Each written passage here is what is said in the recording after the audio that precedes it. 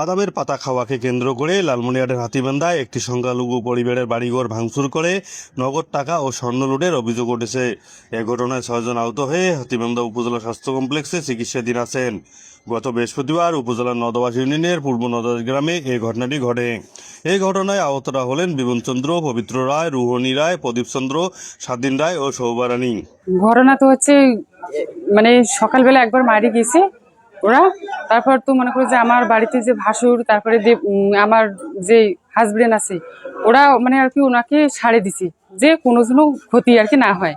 ওরা চলে গেছে, আমরা ওদের চলে গেছি, আমরা আবার খেপিছি লোকজন ডাকিয়ে নিয়ে মনে করো 4 জনকে ডাকিয়ে আনছি। আনিয়ে বাড়ির সামনে বলে এই কি হয়েছে, লাঠিয়ে নিয়ে বলে যে কি হয়েছে। এই কুয়ার সাথ বাড়ি থেকে গিয়ে মহিলা মানে আমার শাশুড়ি টানি নিয়ে গিয়া, তারপরে আমার হাজবেন্ডকে টানি নিয়ে গিয়া ওনাকে মার। তারপরে পাশের বাড়ির একটা যা আছে ওনাকেও মার।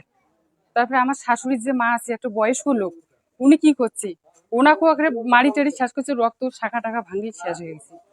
তারপর কিছুক্ষণ পরে তো মারামারি হইতেছে। তারপরে আমার ভাসুরের যে মেয়ে আছে মানে এসএসসি পরীক্ষা দিচ্ছে, উনি বল ঘরে আসলো।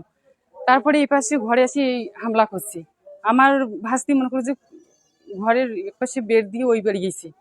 তারপর ঘরে সন্ধ্যে, তারপরে 7 লক্ষ টাকা আসলো, 5 ভরি স্বর্ণ।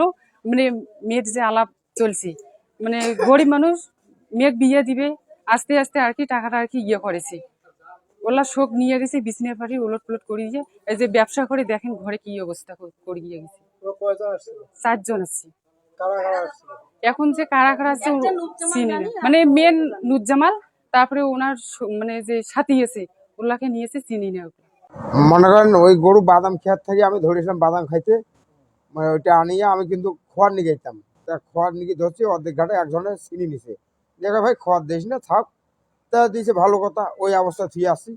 আসার পর আমি কিন্তু ওই যে আমাদের ওখানে ডেকোরেটরে বাস আজাক পাড়া করছে, ওখানে আমি বসেছিলাম। তো ওই নাটি ধরে আসছে, আমি তো আর জানি না আমাকে ডাঙাবে। ওই হেস করে আমাকে 2টা মার মারলো।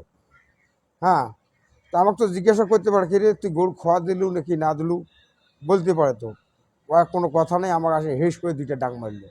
ডাং মারার পর আমি কি করলাম, আমি যদি ডাঙে খেলাম তা আবার গরু যে আমি খোয়া দিয়ে আসলাম। খোয়া দিয়ে আসিয়া এই তো পরে দেখি আসি আবার মারামারি শুরু। বাড়াবাড়ি কলের পার ওইখানে গোসল করছি। এখন আমার পিঠে বান্ধনে এখানে ছায়া আসলো। এখন ওই ছেলে বাড়ি থেকে চিগড়ি চিগড়ি আসেন নিচ্ছে, কন আছে মানে ভাষা খারাপ করে করে আসেন নিচ্ছে। আসিয়ার পরে ওই ছেলেটা, যে ছেলেটা গরু নিয়ে গেছে, ওই ছেলেটা আমার খুলির বাড়ি বসিয়েছিল বাসের উপর। এখন ওই ছেলেটা যখন মুখের ভাষা খারাপ করছে, ওই ছেলেটা আগে গেছে, কে মুখের ভাষা খারাপ করে নিয়েছে, গরুটা ধরে নিয়ে গেছে বাড়ি গেছে। এই কওয়ার সাথে সাথে একটা নাঠি দিয়ে ওই ছেলেটাকে একটা 3-4 ডাং। তখন আমার বড় ছেলে আসলো, মেজো ছেলে আসলো, ওরা যায় আগাইছে। আগার পরে ওর বউ অসুস্থ, ওর বউ একটা ঝাড়ু নিয়ে আসছে। তখন আমি বলি, বলে বৌমা ওখানে যাও না, তোমার বাচ্চা পেটে, এখন তোমার যদি আঘাত লাগে তোমার অসুবিধে হইবে। ওই ঝাড়ুটা আমি হাত থেকে ওর নিয়ে ও কাছে, বৌমা তুমি সরে যাও, এইটাই আমার দোষ, বুঝছো।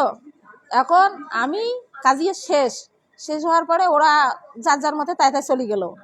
এখন আমাক বলে, এ বেহাদব মহিলা, আমার বউকে তুমি ধরছো, এ ডাকাও বগুড়ে পাঠিয়েছে আমার, ওর হাড্ডি খুব গুঁড়ো করে দেবো। তখন আমি কছি, বলে হ্যাঁ আমার বুকের দুধ খেয়ে আপনি মানুষ হইলেন, আর আমাকে তুমি পিটাও কেন, এরকম আমার সাথে করে নিচ্ছ। এইভাবে কয়াটা সিগড়ি করে সারা মানে এখানে সারাসারি নিচুপ সবাই। এখন সবাই যেমন নিচুপ হয়ে গেছে, ওরা 4 জন চ্যাংড়া ওইখান থেকেই নিয়ে আসছে, বগুড়াপাড়া থেকে নিয়ে আসিয়া আমি ভাত খাবো কলে পার গেছি, জল নিয়ে আসি। ও শিখলে এ মহিলা আগাও, তা আমি বলছি, বলে তুই আগাও, তুই আয়। মই একেবারে চ্যাংড়া নিয়ে হুম করে আসিয়া আমার গেটের গোড়ত একেবারে ধূপ ধাপ করে মারা শুরু করে দিল। আমার মধ্যম ছেলে দিল ডাং, আর পাশের ওই যে বউটা আসলো আমার সাথে, এই বউটাকেও দিছে মার। যখন আমার বউটাকে মারছে তখন আমি মানে গেট খুলিয়ে বার হয়েছি। আমার মা আছে, আমার মা ডাঙে একেবারে ফেলে দিয়ে রক্ত বেড়ে গেছে, মা তো আমার অসুস্থ হয়ে গেল। এখন বউ কোনটা আছে আমাকে মারি, এই যে আমার শাখা, এই যে শাখা এই পাশায় একটা ডাঙাইছে, আমি একটা তখনই পড়ে গেছি, আমি আর কোনো পর পাইনি।